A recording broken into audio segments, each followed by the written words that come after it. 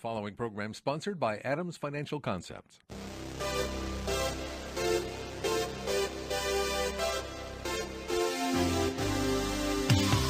About money, a different approach to investing you won't hear anywhere else.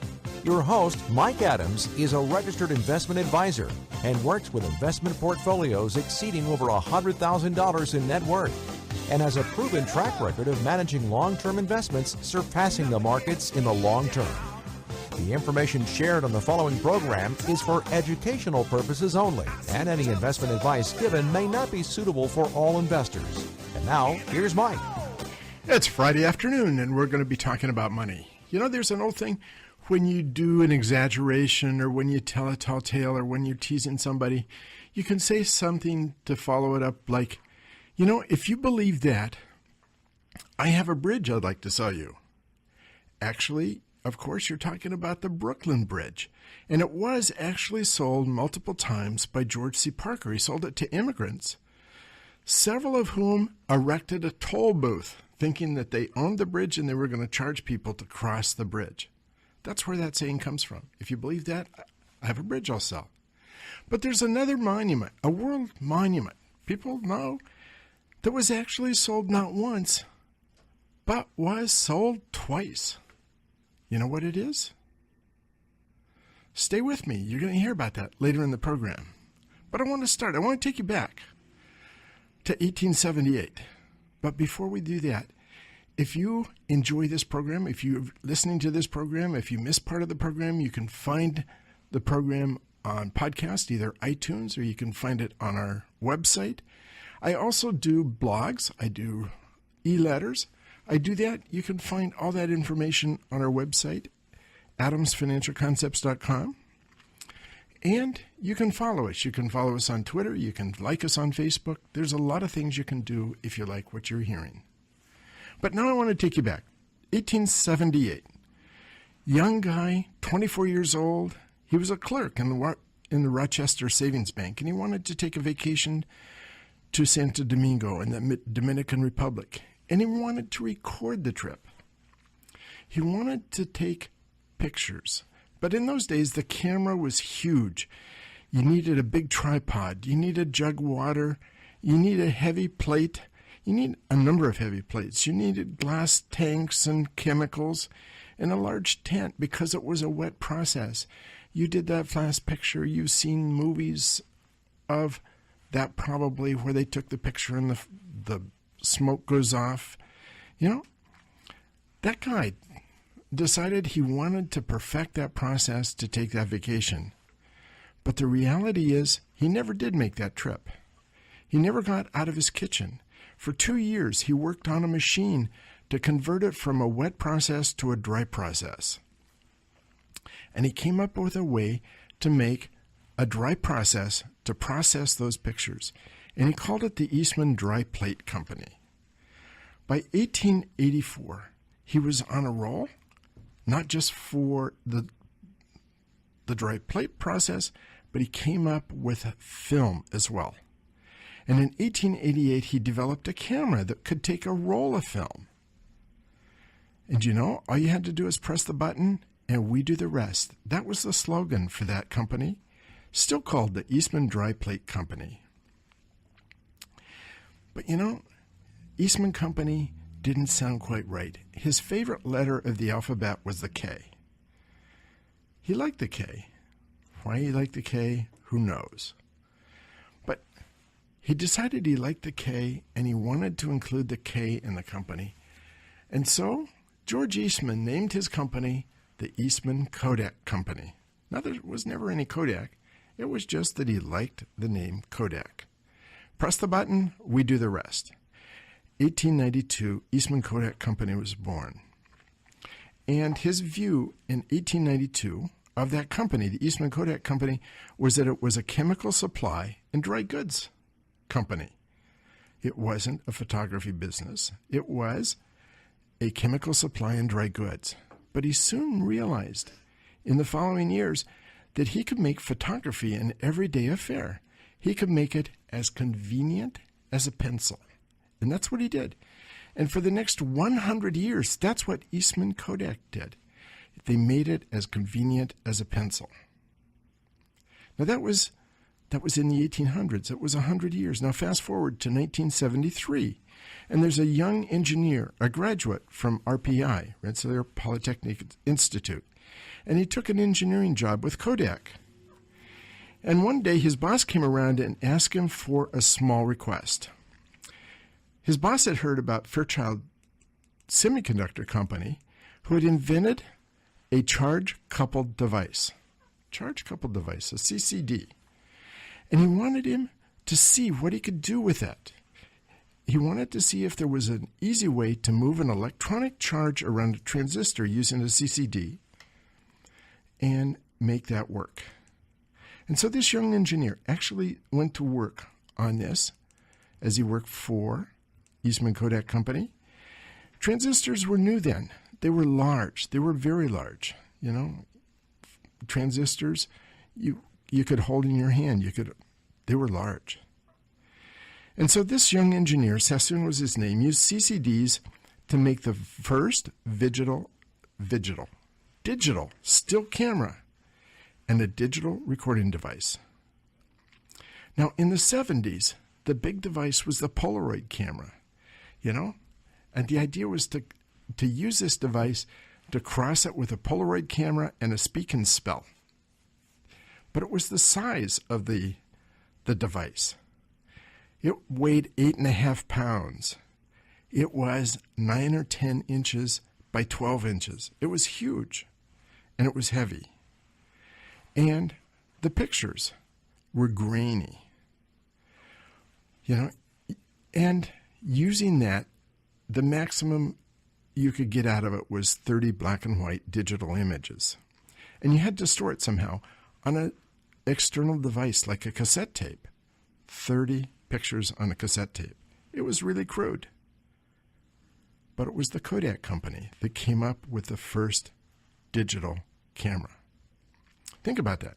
Fast forward again to 1996. Kodak has 140,000 employees. They have a market cap of $28 billion.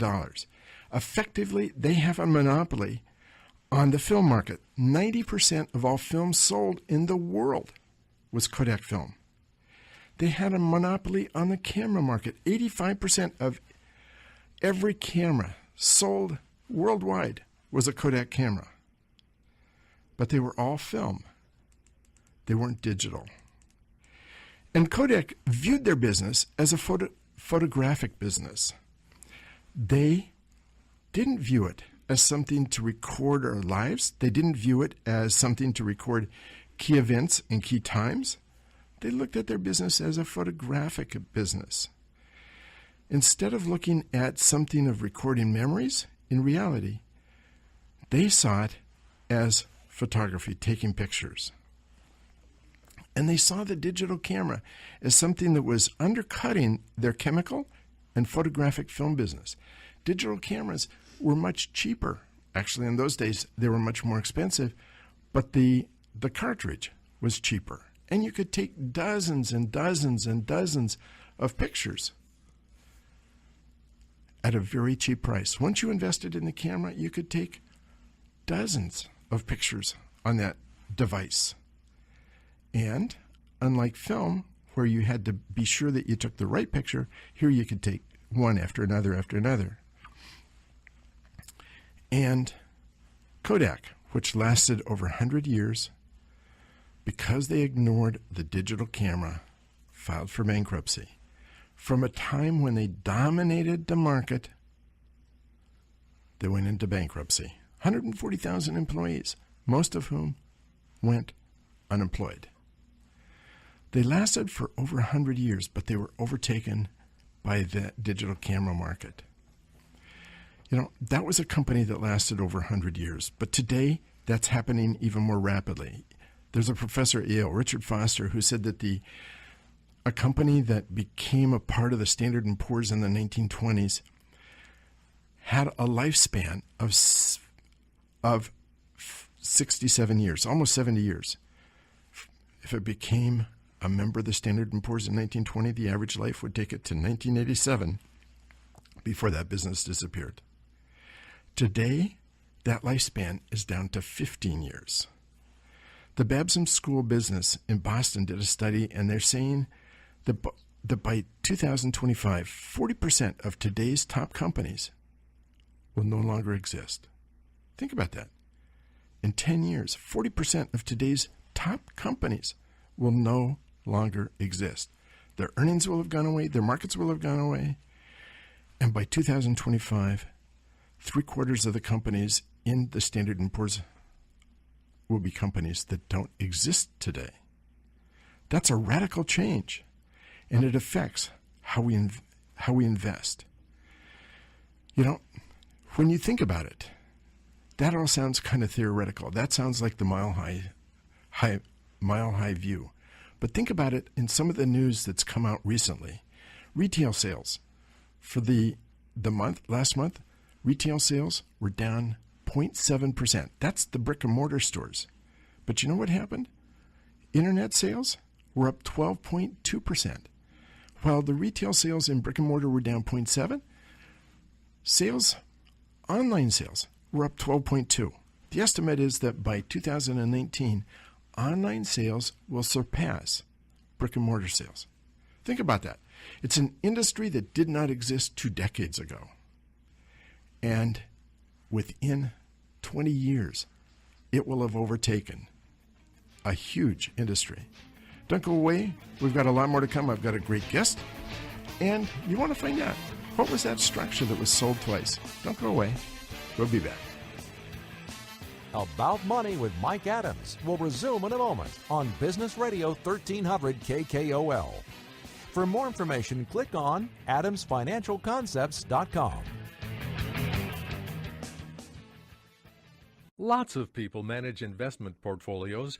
Just a few can manage a successful portfolio and provide exceedingly great service to their clients. Here's Mike Adams from Adams Financial Concepts. We believe the price you pay should be based on the performance of your portfolio and the quality of service you receive.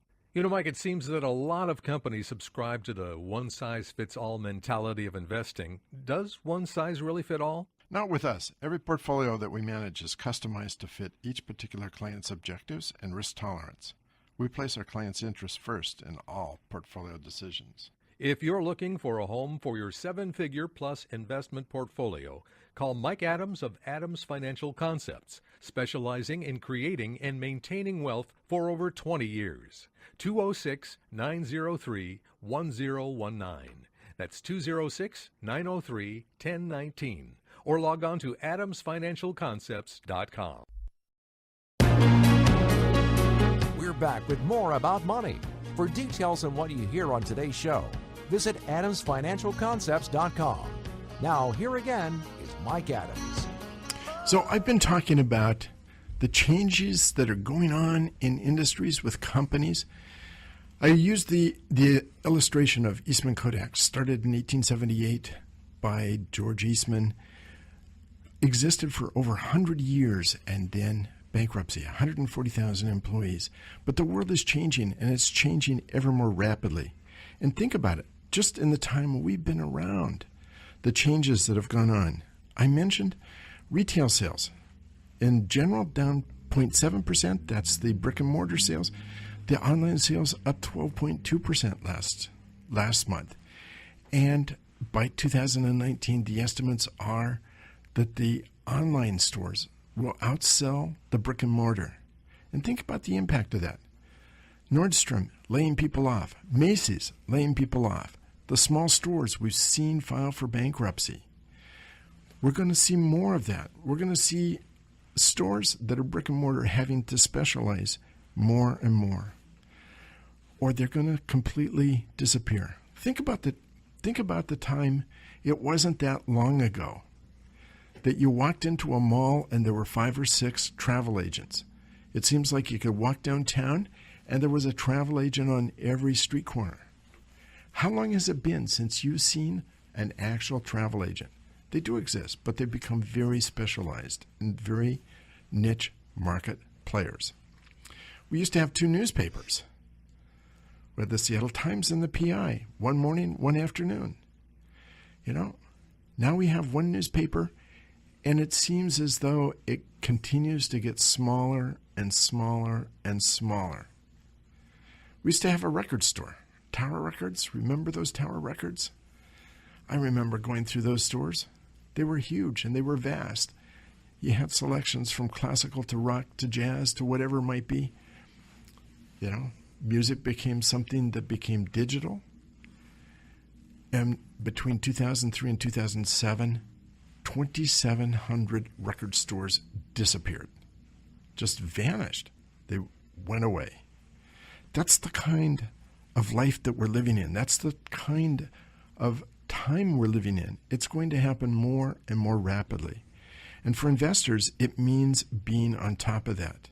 There was a time when we talked about buy and hold strategies of buying a stock and waiting for years. You know, you talk about Warren Buffett. He talked in his early days about buying Coke. Coke came public in 1916. In 1917, there was a sugar war, and the price of the stock dropped by 50%. But if you look at the period following that, Coke made a tremendous move. You know, that's one of those stories where you could buy the stock, put it in a drawer, and hold it almost forever, at least during most of your lifetime. Those days are coming to an end. The study that was done by Foster out of Yale that said that the average company in 2000, not in 2000, but in 1920, that company that was in the Standard & Poor's was going to have a 67-year lifespan. Today, 15. And we're seeing that happen. You know, one of the things that we carry around in our pocket is something that used to be a computer the size of a room. Now we have a smartphone. But remember the story? You know, we had those big black phones, and then we had the mobile phones. They were big, clunky units. And then Palm came. Where's Palm? They're gone. BlackBerry. BlackBerry had this idea that you could put emails on a phone. And you had a lot of business people that wanted to check their emails on a phone. And they thought they could last forever with that kind of technology. Guess what? They had 47% of the phone market at one time. Today they have 2%, and maybe not even that. The iPhone came along. Technology changes. Those companies that rise from almost nothing to dominate and then suddenly crash. That's the kind of world we live in. And yet it's not a world in which investors can make money trading either. I like Buffett's comment. You can't make a baby in 1 month by getting 9 women pregnant. Think about that. Trading has not been a source of great wealth either, day trading. But it's somewhere in between. No longer is buy and hold forever a strategy, and yet it's important to know the companies that you're buying and have a sufficient time that they realize their growth and they realize their shareholder value to you, the investor. And for the small businesses, you know, we're talking about some of those businesses.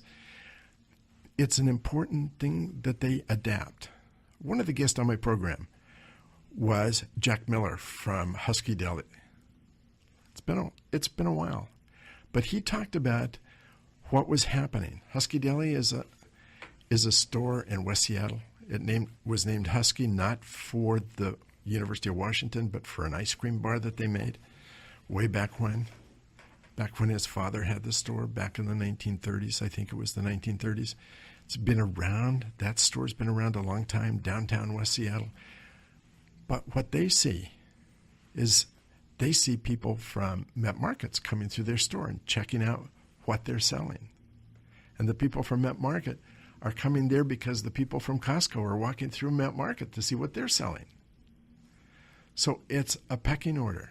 So for Jack Miller, it means if he's going to continue to do well and survive, he has to change what he's selling. He has to focus on where he is because he's not about to compete head-on with Met Market or with Costco.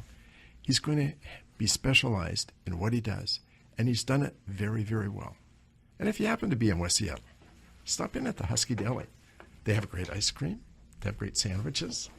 They have a lot of good products. I can tell you, I've been there. But anyway, that's another subject.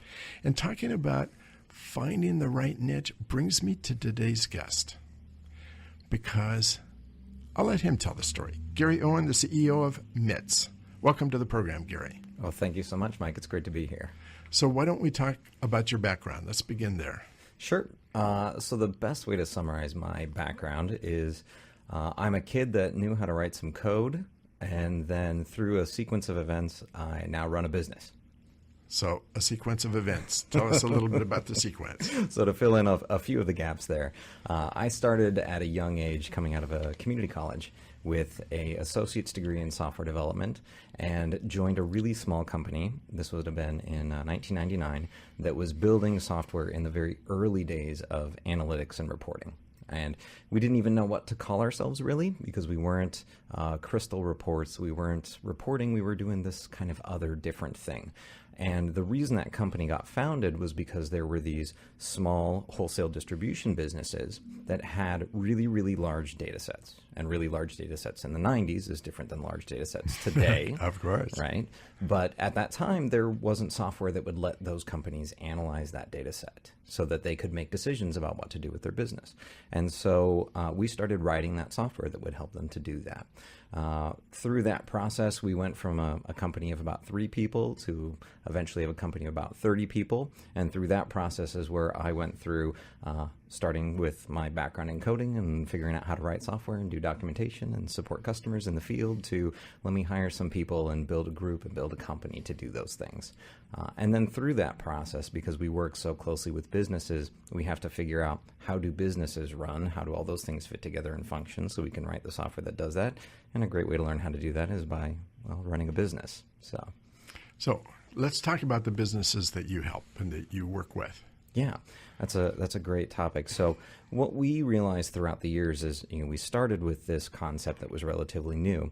And in the mid-2000s, that topic started getting the attention of really large companies like Microsoft or Oracle, right? Companies that would come in and say, hey, this idea of analyzing data sets for businesses is a good one. Let's do that too. So here we are, a relatively small company. We realized that we weren't going to be the ones to solve the problem for the entire world. So we had to figure out how to narrow our market and look into a smaller set of our customer base where we can do a better job of servicing those customers. And because we grew up in the distribution world, we realized that distributors and manufacturers are a set of customers that we understand relatively well, and we can do a better job of building a product and a set of services for that group of people. So what we did is we said, if you're a Fortune 500 company, you're going to hire 30, 40, 50 developers to work on this data analytics problem for yourself. But most companies that exist in the world can't do that. So we need to figure out a way to build technology that's going to let a company that has 40, 50, 60 employees use that software to do the kind of analytics that has historically only been accessible to really large, big companies that have big development, big IT organizations inside of them. So as you go through this process, you're talking about distribution and manufacturing companies. And there's been a lot of talk about manufacturing, that we're going down in manufacturing. We're not competitive with manufacturing. Are you finding that the case or not? Yeah, one of the things about manufacturing and distribution that are a little bit different, distribution tends to be geographically constrained, right? You have to have products that are physically close enough to move them to the person that needs them at the time they need them.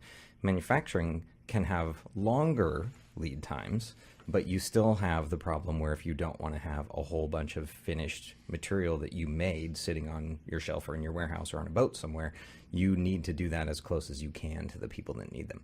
So we definitely see that in the manufacturing world, companies will move those manufacturing plants to places where they can be more cost effective about it, but they still have to have a presence in all these different countries. And so what we find is that distributors tend to be very much geographically constrained, and manufacturers are global, typically, because once they've made it, they want to push it out into as many different markets as they can. Okay.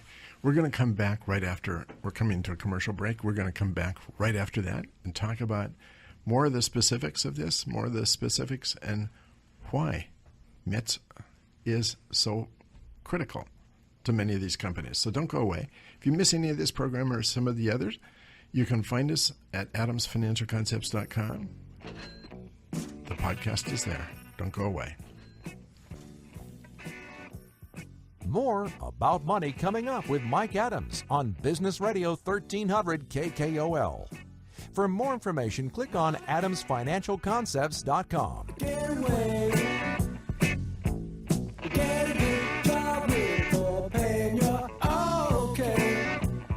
Creating and maintaining wealth has been the specialty of Adams Financial Concepts for over 20 years. Every portfolio managed by Adams Financial Concepts is customized to fit each particular client's objectives and risk tolerance. The client's interest always comes first in portfolio decisions. Call Mike Adams today at 206-903-1019 or log on to adamsfinancialconcepts.com to check out their AFC performance. They welcome your review. That's adamsfinancialconcepts.com.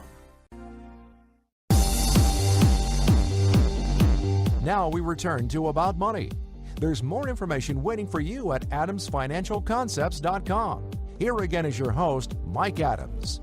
So I'm here with Gary Owen, the CEO of MITS. We started talking about manufacturing and distribution business. Let's talk about those specifics because we've been looking at a mile high, but you come into those businesses. It's not just looking at the data, it's how you use the data. So let's talk about that. Yeah, that's a really good point because what we see in these industries is that, and it's really pertinent to the topic, I think, of the broadcast here today about change and disruptive change, because we come into these businesses that oftentimes are third or fourth generation. You know, it's the grandparents of the current operators that founded the businesses. And what ends up happening is that the reason that company has existed for 100 years is no longer necessarily true. And so when you come to each of these different companies, you have to try and figure out a way that they're going to remain relevant. In the same way that Kodak saw the opportunity of digital photography and didn't embrace that opportunity. And that was a disruptive change that kind of blew that business apart. Mm-hmm. What happens in the distribution and manufacturing worlds is you see things moving and shifting around in that landscape. That means that their competitive advantage is no longer true. A great example of that is something that was really publicized pretty heavily that Amazon tried, where they're taking and moving products around the company based on their predictions of who might buy it, even to the point where they might maybe just swing it by your house in case you wanted to click on it that day, right? They're using all this information and they're using their market share in order to do these interesting things, and that's threatening to someone that has a business established in that area delivering products to people. So when you come in and look at a company, a distributor or manufacturer in a certain arena, you have to look at that and say, okay, well, if it's no longer about them having the product before anybody else, because Amazon will drop it off at 9 p.m. if you order it at 1 p.m. if you're in the right place, these different things that used to be competitive advantages are no longer competitive advantages. So what is it that the company does where they can continue to provide that value? So a lot of what we'll do is we'll come in and try and help those companies to, number one, understand what their business really is. Because if you're a second or third generation, if you're taking the business over from someone else, there's a whole bunch of knowledge that's wrapped into the heads of the people that work there that you don't have access to. But luckily, you've typically already captured it in your database, because you had to use your database, you had to use your system in order to take your orders, to ship your orders, to make your products and do all that work. And so step number one is to help them understand what their business has been, how it works, how it functions. And then within that set, start looking for opportunities. And once you begin to look at opportunities, you look at cost, you look at where they're shipping things to, you look at the whole picture. The whole thing. And that's the thing that's interesting to us is any part of the business you could look at and optimize in some way, shape, or form using information. That's almost universally true. The question becomes, which are the ones that this company should optimize for the things that they're bringing to the market?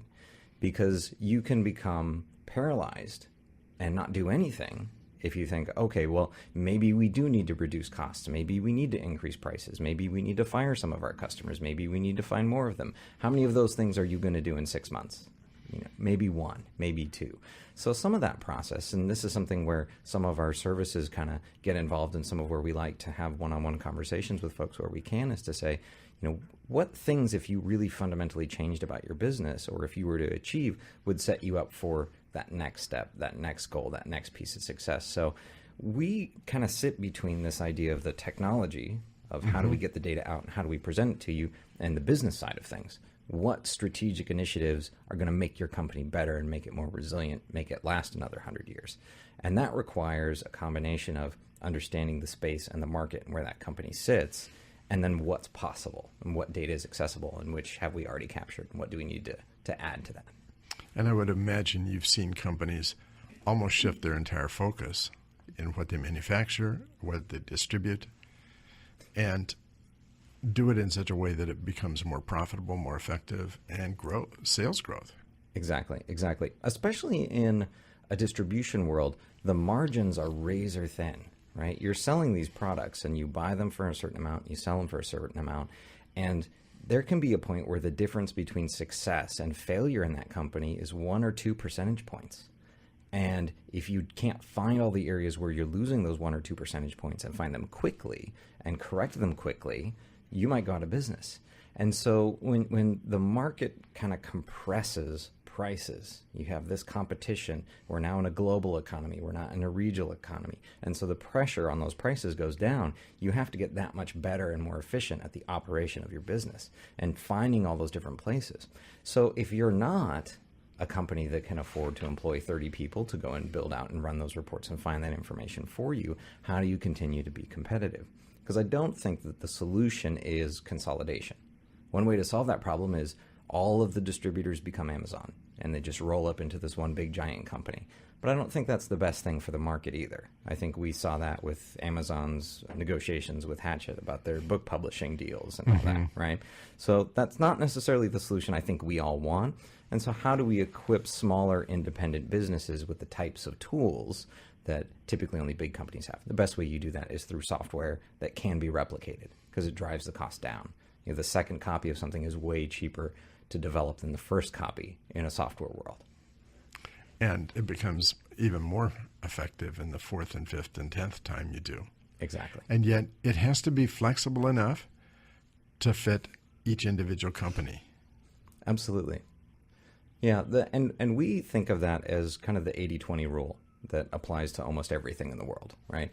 80% of what businesses need to look at in terms of information is going to be very, very similar. It's the final 20% of, which part is the most important, or which small piece do we add, or how do we rearrange the information or change the thresholds. Those are the things where you get into really tailoring a solution to a particular business. But what we found is that if you look at a particular type of company, like a distributor or a manufacturer, a lot of the basic metrics, key performance indicators, KPIs about their business are shared. It's just that the relative value of those KPIs to different businesses are different.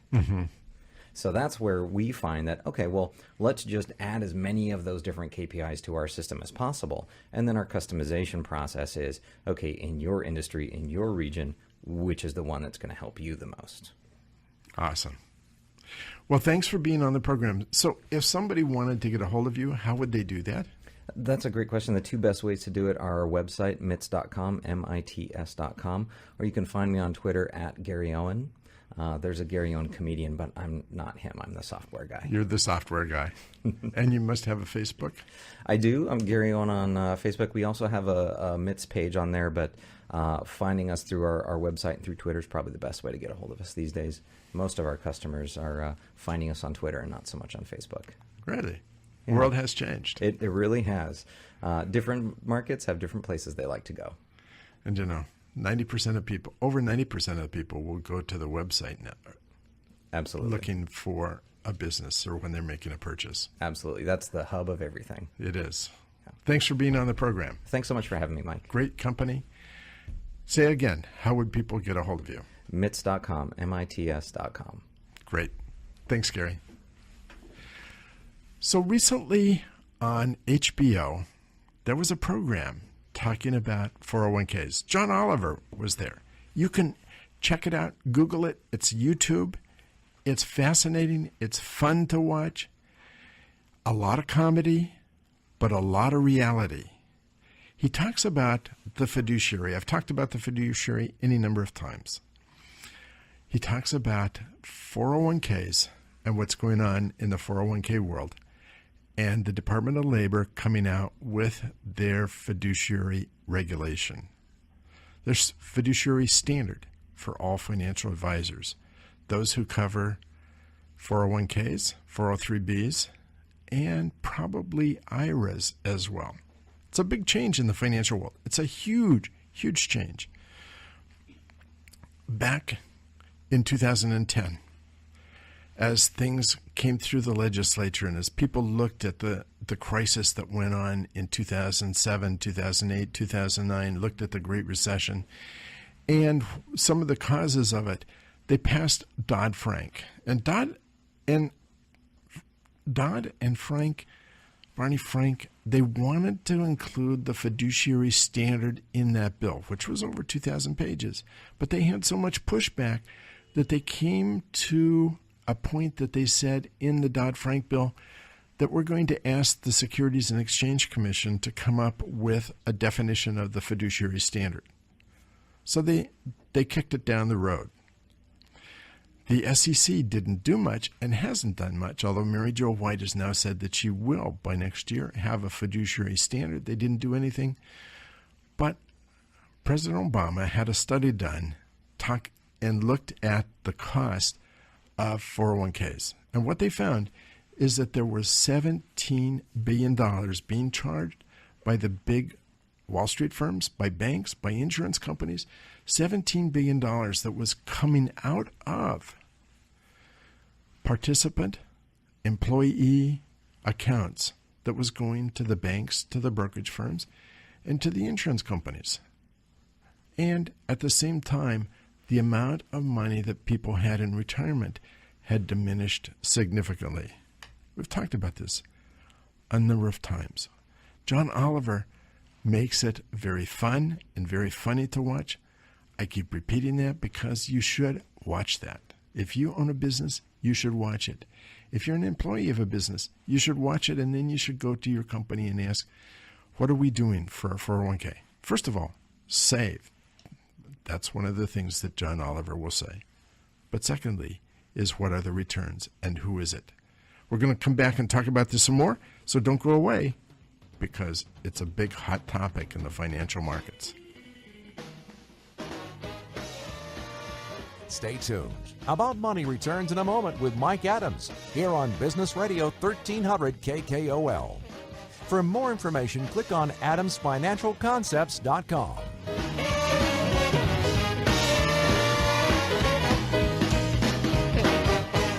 Lots of people manage investment portfolios. Just a few can manage a successful portfolio and provide exceedingly great service to their clients. Here's Mike Adams from Adams Financial Concepts.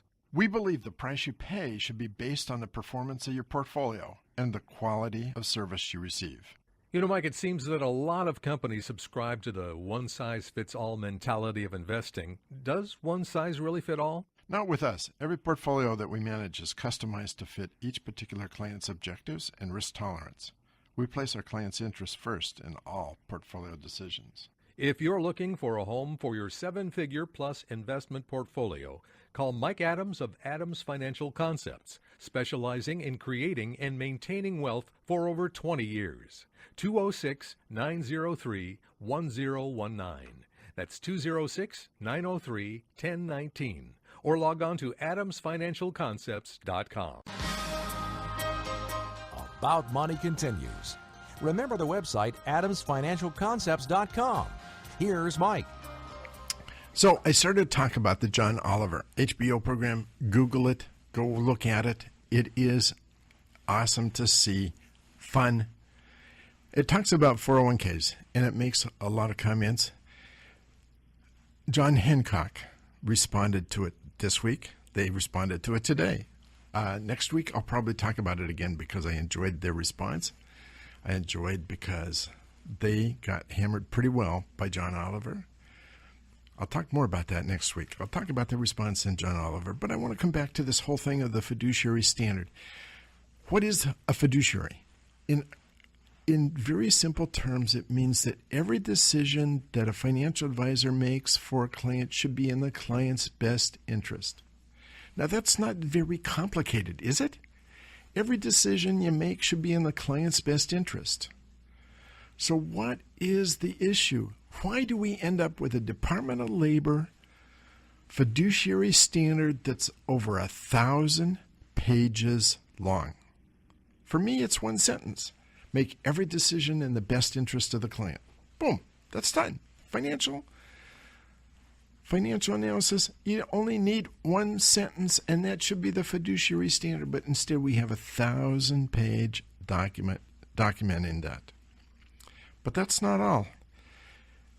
And the reason why it's so long, the reason why it's still controversial, is we're talking about $17 billion a year. $17 billion that goes into the banks, the big brokerage houses, and the insurance companies. They're fighting it very much. Now, if you listen to John Oliver, he talks about 5 lawsuits that have been filed. There's not 5 now. There's now 9. And who knows, maybe by next week there'll be 15. And one of those lawsuits, the attorney that's in charge of it, is Anthony Scalia's son. Very high profile. They picked a very high profile. They picked the right place to do it, so they picked the advantage. There is a lot of pushback, and what it's really about is $17 billion. And whose $17 billion is it? It's the small person. The average person who works 30 years with a 401k is now retiring with $153,000. That's only enough for $400 to $500 a month for retirement.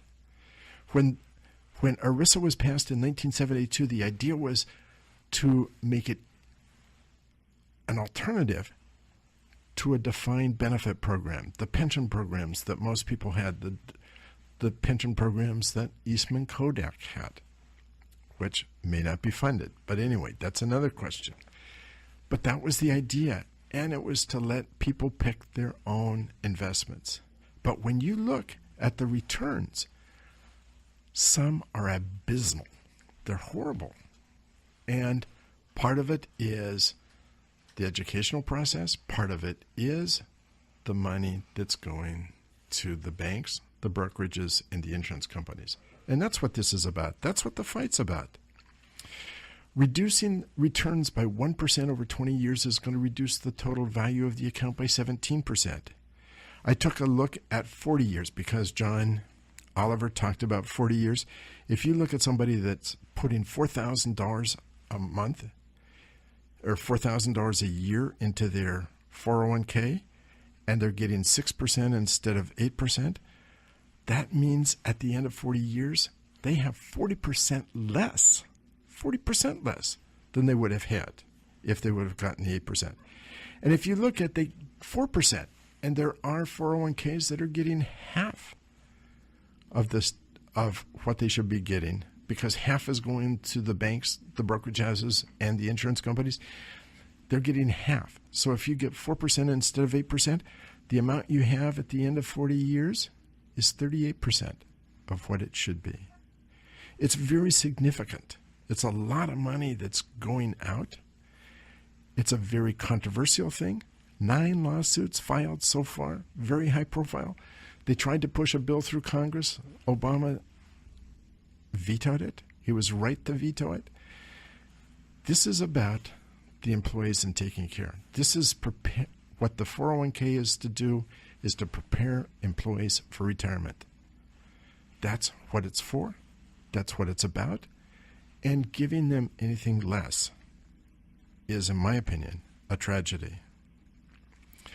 You know, I want to shift gears for just a second and talk about one of the magnificent structures in the world that was sold twice. I ask you, what is it? It's the Eiffel Tower. The Eiffel Tower, originally built for the 1889 Universal Exposition to mark the centenary of the French Revolution, the city authorities granted the builders of the Eiffel Tower a license to occupy the site for just 20 years, from 1889 to 1909, after which it was supposed to be demolished. But it got such a review and such a positive response, they decided to leave it up, and it's up there today. And it was also persuaded, the city was persuaded by the French telegraph officials to leave it up because it could be a transmitting beacon, because there's a transmitting beacon, telegraph beacon, on the top of the Eiffel Tower. So along comes a Victor Lustig. Victor Lustig was a con man. He was so good. He got started selling money printing machines. He would go out, and this was a machine that would print $100 bills. It took about 6 hours to print each $100 bill. And he sold the machine for $30,000. So you could buy one of these machines that printed $100 bills. You could pay $30,000 and buy your own $100 bill printing machine. So you put up your $30,000, you bought your printing machine, and there was the first $100 bill that came out, and then a second came out. And now 12 hours later, there was only blank paper that came out, because that's the way it was set up. But Lustig was gone. He was a con man. He was gone, long gone, by the time you realized you'd been had. But in 1925, Paris was really booming. World War II was over. Paris was booming. There was a news article in the paper, and it mentioned that it was hard to maintain the Eiffel Tower.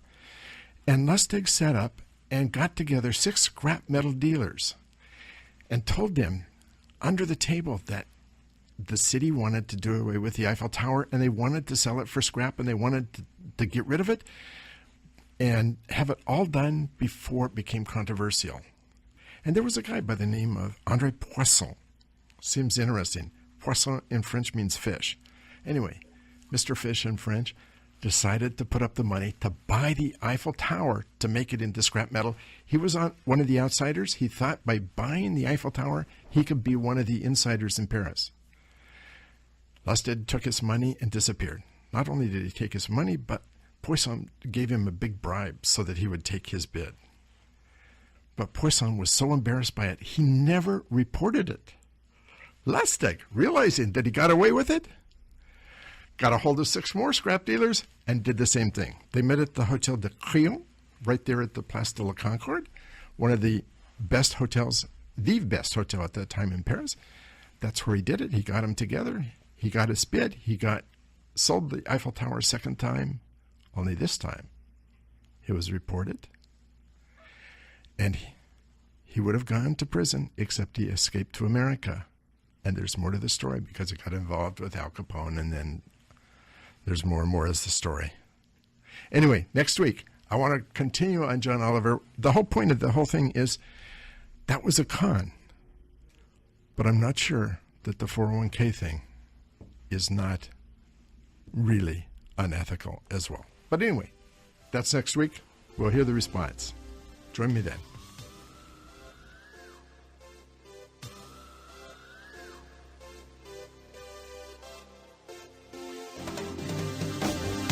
You've been listening to About Money with Mike Adams, a registered investment advisor. If you'd like more information about what you heard today, or about Mike's investment philosophy and strategy, or if you want Mike to evaluate your own portfolio, click on AdamsFinancialConcepts.com. That's AdamsFinancialConcepts.com. The information shared on the preceding program was for educational purposes only, and any investment advice given may not be suitable for all investors. Join us again next Friday afternoon at 3 for more About Money with Mike Adams, here on Business Radio 1300 KKOL. The preceding program was sponsored by Adams Financial Concepts. Creating and maintaining wealth has been the specialty of Adams Financial Concepts for over 20 years. Every portfolio managed by Adams Financial Concepts is customized to fit each particular client's objectives and risk tolerance. The client's interest always comes first in portfolio decisions. Call Mike Adams today at 206-903-1019 or log on to adamsfinancialconcepts.com to check out their AFC performance. They welcome your review. That's adamsfinancialconcepts.com.